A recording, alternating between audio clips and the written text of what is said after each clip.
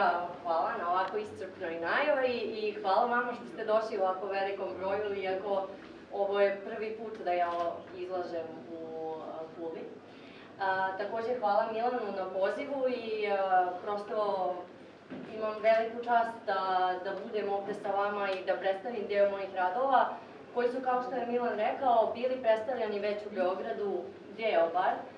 u Galeriji Doma omladine i to je nekako težnja je bila da to bude pomalo i putujuća izložba, pa da se izmesti i da prosto veći broj ljudi vidi te radove.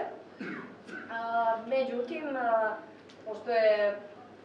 prosto prošao neki određeni vremenski period i od te izložbe, nastali su neki novi radovi i došlo je do nekih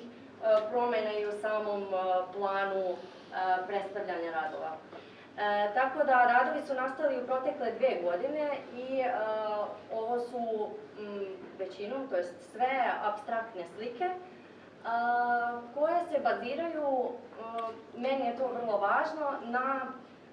prosto istraživanju boje, svetlosti i kompozicije, a to je znači prosto čisto slikarstvo.